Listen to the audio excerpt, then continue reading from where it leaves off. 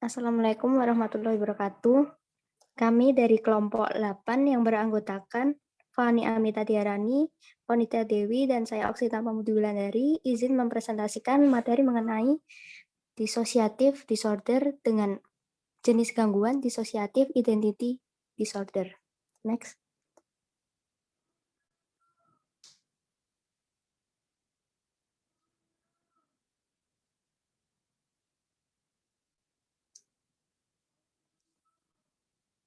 Pembahasan yang pertama mengenai pengertian dari dissociative disorder, yaitu gangguan ini ditandai dengan adanya diskontinuitas dalam integrasi normal kesadaran, memori, identitas, emosi, persepsi, representasi tubuh, kontrol motorik, dan perilaku. Lalu, gejala disosiatif ini dialami sebagai dua gejala, yaitu yang pertama gejala disosiatif positif, yaitu intrusi tanpa izin ke dalam kesadaran dan perilaku dengan disertai hilangnya kontinuitas dalam pengalaman subjektif. Lalu, gejala yang kedua yaitu gejala disosiatif negatif, yaitu adanya ketidakmampuan untuk mengakses informasi atau untuk mengontrol fungsi mental yang juga tidak mudah untuk diakses atau dikendalikan. Next.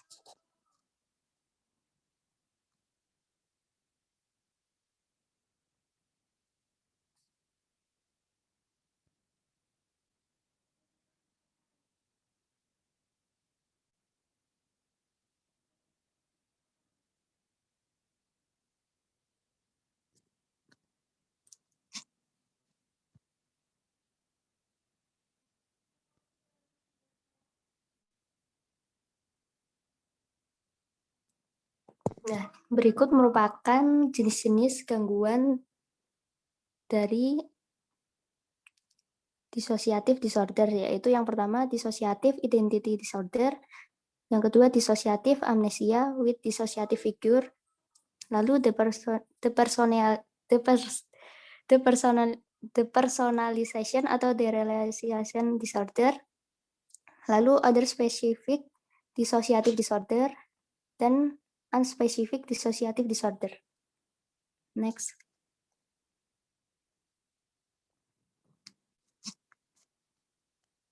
Lalu selanjutnya kriteria diagnostik. Terdapat beberapa kriteria untuk mendiagnosis gangguan identitas disosiatif pada seseorang, yaitu yang pertama, gangguan identitas ditandai oleh dua atau lebih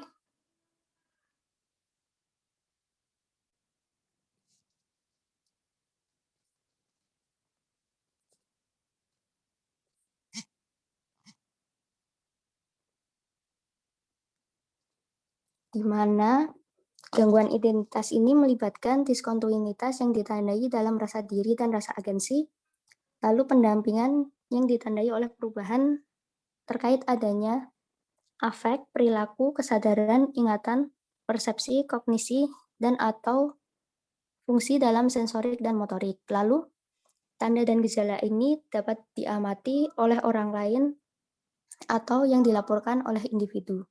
Yang kedua, adanya kesenjangan berulang dalam mengingat peristiwa sehari-hari, informasi pribadi yang penting, dan atau peristiwa traumatis yang tidak sesuai dengan keadaan lupa yang biasa. Yang ketiga, gejala yang menyebabkan penderitaan yang signifikan secara klinis atau gangguan dalam sosial, pekerjaan nasional, atau area fungsi penting lainnya.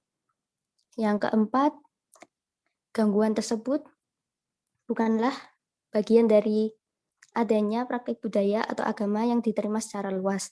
Dalam hal ini, contohnya itu yang terjadi pada anak-anak, gejalanya itu akan terlihat ketika anak-anak tersebut mengalami imajinasi atau memiliki teman bermain imajiner atau permainan fantasi yang lainnya. Dan yang terakhir adalah gejala yang ada pada gangguan ini tidak disebabkan oleh efek fisiologis suatu zat. Misalnya, adanya perilaku yang terjadi ketika terdiagnosis intoksikasi alkohol atau jenis kondisi medis lainnya, yaitu misalnya adanya kejang parsial yang kompleks. Lalu, Next.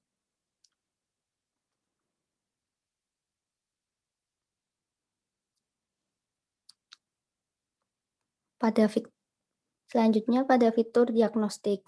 Ciri khas dari gangguan ini adalah adanya 2 atau lebih kepribadian yang berbeda atau sering juga disebut dengan pengalaman kerasukan. Lalu pada periode gangguan identitas ini dapat terjadi berkelanjutan jika individu tersebut terkena tekanan psikososial yang semakin parah dan atau berkepanjangan. Lalu ketika keadaan kepribadian alternatif tidak dapat diamati secara langsung, maka gangguan tersebut dapat diidentifikasi dengan 2 kelompok gejala, yaitu yang pertama, adanya perubahan mendadak atau diskontinuitas dalam arti diri dan perasaan agensi. Lalu yang kedua, adanya amnesia disosiatif yang berulang. Next.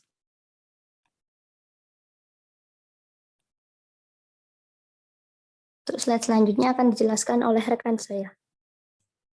Selanjutnya terkait fitur yang mendukung diagnosis. Jadi individu dengan gangguan identitas disosiatif disorder ini biasanya hadir dengan depresi komorbiditas, kecemasan, penyalahgunaan zat, melukai diri sendiri, kejang non-epilepsi, atau gejala umum yang lain. Nah, mereka ini sering menyembunyikan atau bahkan tidak sepenuhnya sadar terkait gangguan kesadaran, amnesia, atau gejala disosiatif yang lain. Individu dengan gangguan ini biasanya melaporkan beberapa jenis penganiayaan interpersonal selama mereka kanak-kanak atau bahkan ketika mereka sudah dewasa. Nah, selain itu, mereka itu juga melaporkan bahwa ada bentuk-bentuk non-penganiayaan dari peristiwa awal kehidupan yang luar biasa, misalnya seperti prosedur medis di awal kehidupan yang panjang dan menyakitkan.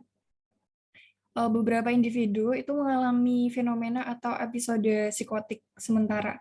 Beberapa daerah otak itu juga terlibat dalam patofisiologi gangguan identitas disosiatif ini. Misalnya pada korteks orbitofrontal, hipokampus, gyrus parahipokampus, dan amigdala. Untuk prevalensinya sendiri, gangguan ini selama dalam jangka 12 bulan di antara orang dewasa, itu ada 1,5%. Ini diambil dari studi komunitas kecil di Amerika Serikat. Jadi artinya bahwa dalam 100 orang itu ada 1-2 orang yang mengalami gangguan ini. Kemudian prevalensi untuk lintas jenis kelamin itu pada penelitian yang sama juga, itu untuk pria 1,6% dan untuk wanita 1,4%. Tidak terlalu beda jauh ya di sini. Oke, next.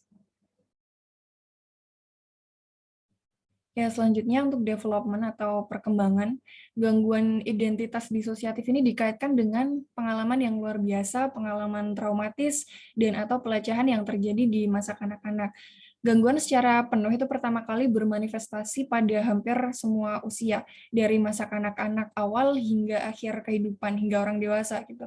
Nah, disosiasi pada anak-anak itu ini bisa menimbulkan gangguan atau masalah terkait dengan memori, kemudian konsentrasi, keterikatan, dan permainan traumatis. Namun anak-anak itu biasanya tidak hadir dengan perubahan identitas. Mereka itu biasanya muncul terutama tumpang tindih dengan gangguan di antara kondisi mental dengan gejala yang terkait dengan diskontinuitas pengalaman. Perubahan identitas yang tiba-tiba, misalnya pada perubahan tiba-tiba pada remaja itu biasanya tampak hanya sebagai gejolak remaja atau tahap awal dari gangguan mental lainnya, bukan menjurus ke gangguan ini. Kemudian dekompensasi psikologis dan perubahan identitas ini tuh bisa dipicu oleh beberapa hal. Yang pertama, pemindahan dari situasi yang bisa menimbulkan trauma, misalnya meninggalkan rumah. Kemudian yang kedua, contohnya anak-anak yang mencapai usia yang sama, di mana individu itu awalnya dilecehkan atau trauma. Dan yang ketiga ada pengalaman traumatis yang bahkan tampaknya tuh tidak terlalu penting gitu, misalnya seperti kecelakaan kendaraan bermotor ringan. Dan yang terakhir ada kematian atau adanya penyakit fatal pada pelaku pelecehan tadi. Kemudian ada resiko dan prognostik. Ini ada dua, ada lingkungan dan course modifier. Yang pertama lingkungan, pelecehan fisik dan seksual interpersonal ini dikaitkan dengan peningkatan resiko gangguan identitas disosiatif. Prevalensi pelecehan dan penelantaran di masa kanak-kanak di Amerika Serikat, Kanada, dan Eropa. Di antara mereka yang mengalami gangguan ini tuh sekitar 90%. Jadi di antara anak-anak di Amerika Serikat dan ini yang mengalami gangguan ini tuh 90%-nya tuh mereka mengalami pelecehan gitu, melaporkan bahwa mereka mengalami pelecehan. Hampir semua ya berarti. Kemudian bentuk lain dari pengalaman traumatis itu juga termasuk seperti prosedur medis dan bedah masa kanak-kanak, kemudian perang, prostitusi masa kanak-kanak, terorisme itu juga banyak dilaporkan. Dan yang kedua ada course modifier. Ini penyalahgunaan yang berkelanjutan, trauma ulang di kemudian hari, komorbiditas dengan gangguan mental, penyakit medis yang parah, dan keterlambatan dalam pengobatan yang tepat ini juga dikaitkan dengan prognosis yang lebih buruk. Next. Kemudian ada culture-related diagnostic issue, atau yang dikaitkan, diagnosisnya itu dikaitkan dengan budaya atau culture. Banyak ciri gangguan identitas disosiatif ini tuh bisa dipengaruhi oleh latar belakang budaya individu. Individu dengan gangguan ini bisa hadir dengan gejala neurologis yang tidak bisa dijelaskan secara medis, cuman dalam konteks budaya itu umum terjadi, misalnya kejang non-epilepsi, kemudian kelumpuhan, atau kehilangan sensorik. Atau bisa juga adanya identitas yang terfragmentasi dalam budaya itu, misalnya kayak kesurupan, kemudian dewa, kemudian tokoh mitos, setan, itu kan berkaitan dengan kepercayaan, dengan budaya, bukan dalam saintifik kan tidak terbukti secara saintifik gitu, tapi dipercayai oleh sebagian budaya. Kemudian kontak antar budaya atau akulturasi yang berkepanjangan itu juga membentuk karakteristik identitas lain. Contohnya identitas di India, di mana mereka juga bisa berbahasa Inggris secara eksklusif dan mereka juga mengenakan pakaian barat. Itu kan ada dua budaya di sini yang saling berkontak, budaya India dan budaya barat. Kemudian gangguan identitas disosiatif ini di bentuk kepemilikan ini bisa dibedakan dari status kepemilikan yang diterima secara budaya, kemudian melibatkan konflik antara individu dengan lingkungan. Lingkungan di sini bisa lingkungan keluarga, sosial, atau pekerjaan, dan diwujudkan pada waktu dan tempat yang melanggar norma budaya atau agama. Kemudian ada gender-related diagnostic issue, ini yang berkaitan dengan gender, laki-laki dan perempuan. Nah, untuk wanita atau perempuan ini dengan gangguan identitas disosiatif itu mendominasi dalam pengaturan klinis dewasa, tapi tidak pada anak-anak. Jadi pada orang dewasa yang mengalami gangguan ini tuh perempuan itu lebih mendominasi, lebih banyak gitu daripada laki-laki. Namun pada anak-anak tidak. Kemudian laki-laki dewasa dengan gangguan identitas disosiatif ini bisa menyangkal gejala dan riwayat trauma mereka. Dan ini bisa menyebabkan peningkatan tingkat diagnosis negatif palsu. Artinya adalah bahwa ada banyak laki-laki yang mereka tuh menyangkal kalau mereka itu ada gejala-gejala gangguan ini. Dan itu menyebabkan diagnosis negatif palsu. Artinya adalah sebenarnya mereka tuh memiliki gejala itu dan sebenarnya mereka memiliki gangguan itu, cuman karena mereka menyangkal dan tidak menyangkal dan gangguan atau gejala yang mereka alami, jadi mereka tidak terdiagnosis. Padahal mereka aslinya mengalami gangguan itu, mengidap gangguan ini. Kemudian untuk wanita dengan gangguan identitas disosiatif ini biasanya hadir lebih sering dengan keadaan disosiatif akut. Contohnya adalah amnesia, kemudian gejala fungsional neurologis, halusinasi gitu. Nah, laki-laki biasanya menunjukkan lebih banyak perilaku kriminal atau kekerasan daripada perempuan. Di antara laki-laki, pemicu umum keadaan disosiatif akut itu biasanya pertempuran, kemudian kondisi di penjara, dan serangan fisik atau serangan seksual. Next. Selanjutnya akan dijelaskan oleh rekan saya.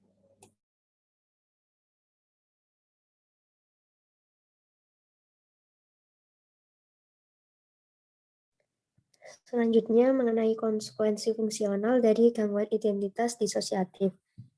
Gejala pada individu yang berfungsi lebih tinggi dapat merusak fungsi relasional, perkawinan, keluarga, dan pengasuhan dari kehidupan pekerjaan dan profesional mereka. Akan tetapi, pada kasus individu yang mungkin sudah parah, dapat dilakukan pengobatan yang tepat. sehingga banyak individu yang mengalami gangguan akan menunjukkan peningkatan yang nyata dalam fungsi pekerjaan dan pribadi. Namun, beberapa tetap sangat terganggu dalam sebagian besar aktivitas hidupnya. Lalu, beberapa penelitian juga menyarankan bahwa dilakukannya pengobatan suportif jangka panjang akan memungkinkan individu untuk perlahan-lahan meningkatkan kemampuan individu tersebut untuk mengelola gejala mereka dan mengurangi penggunaan tingkat perawatan yang lebih ketat. Lalu pada risiko bunuh diri, banyak penelitian menunjukkan bahwa lebih dari 70% pasien rawat jalan dengan gangguan identitas disosiatif tersebut telah mencoba bunuh diri. Lalu, selain itu, terdapat beberapa upaya yang umum dan perilaku merugikan yang sering terjadi. Bunuh diri ini mungkin akan rumit ketika individu yang mengalami gangguan tersebut ada amnesia pada perilaku bunuh dirinya, atau individu tersebut tidak merasa ingin bunuh diri dan tidak menyadari bahwa identitas lain yang terdisosiasi melakukan bunuh diri ini. Dalam artian, individu tersebut tidak merasa bahwa ada sisi diri dia yang lain yang ingin mendorong bunuh diri tersebut. Next.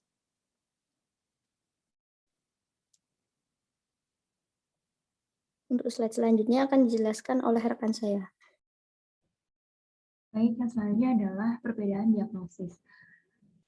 Nah, yang membedakan gangguan identitas disosiatif dengan other specified dissociative disorder itu adanya gejala disosiatif campuran, kronis, atau berulang yang tidak memenuhi kriteria untuk gangguan identitas disosiatif, atau tidak disertai dengan amnesia berulang. Selanjutnya, pada major depressive disorder, perbedaannya itu pada DID atau gangguan identitas disosiatif, mood depresi dan kognisi berfluktuasi karena dialami dalam beberapa keadaan identitas atau pada identitas alternatif gitu. Lalu pada bipolar disorder, perbedaannya kalau pada gangguan identitas disosiatif, suasana hati dapat ditampilkan bersama dengan identitas overt, sehingga satu suasana hati dapat mendominasi untuk jangka waktu yang relatif lama. Biasanya terjadi selama berhari-hari, ataupun dapat berubah dalam beberapa menit saja. Lalu perbedaan DID dengan PTSD itu, individu dengan DID memanifestasikan gejala disosiatif yang bukan merupakan manifestasi dari PTSD. Seperti yang pertama, amnesia untuk banyak peristiwa sehari-hari, yaitu amnesia yang non-traumatik. Lalu, kilas balik disosiatif yang mungkin diikuti oleh amnesia untuk konten kilas balik. Yang ketiga, intrusi yang mengganggu, tapi tidak terkait dengan materi traumatis oleh status identitas yang dipisahkan ke dalam perasaan diri dan agensi individu. Dan yang keempat, jarang terjadi perubahan penuh antara status identitas yang berbeda.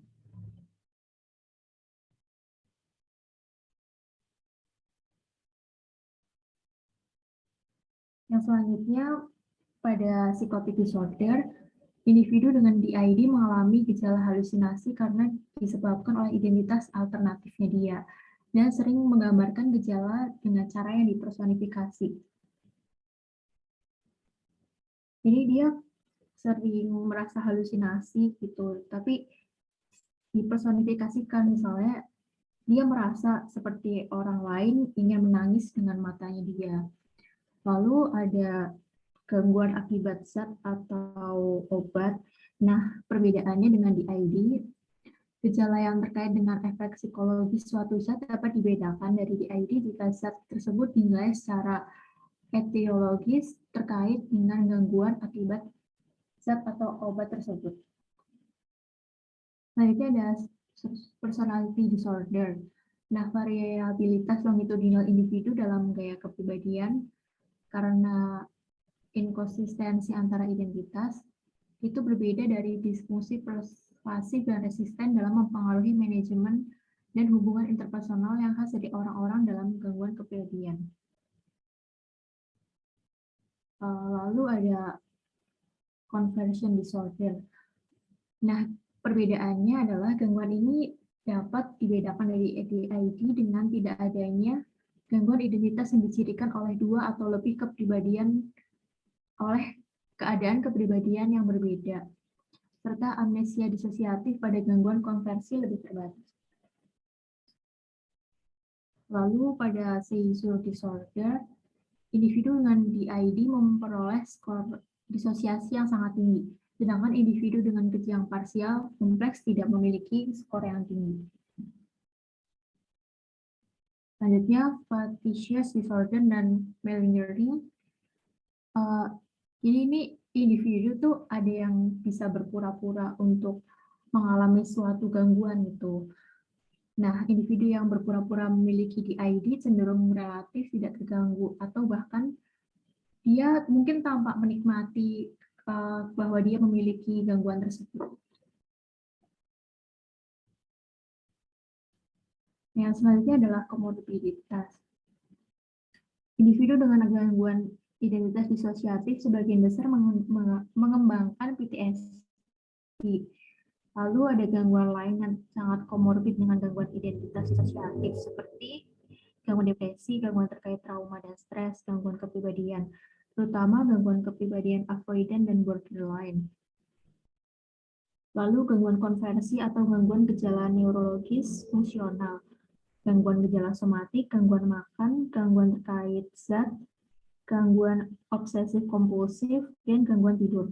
Nah, perubahan disosiatif dalam identitas, memori, dan kesadaran dapat mempengaruhi presentasi gejala gangguan komorbiditas tersebut. Selanjutnya ada video yang membahas tentang gangguan identitas disosiatif. Nah, penjelasan videonya itu dalam video dijelaskan bahwa DID merupakan kondisi di mana dalam satu individu terdapat dua atau lebih kepribadian. Kepribadian utama dikenal dengan istilah host. Lalu kepribadian lain atau kepribadian alternatif dikenal dengan istilah alter ego atau alter. Nah, setiap alter itu mempunyai kesadaran sendiri, jadi dia kayak punya nama atau kepribadian unik yang berbeda dari hostnya. Ketika alter mengambil alih, tingkah laku, cara berbicara itu bisa berubah total. Alter juga bisa berbeda gender dan umur dari hostnya. Nah, di DID ini timbul karena adanya trauma. Untuk penjelasan lebih lanjut, teman-teman bisa menonton videonya melalui link yang sudah kami lampirkan. Terima kasih. Sekian presentasi dari kelompok 8. Wassalamualaikum warahmatullahi wabarakatuh.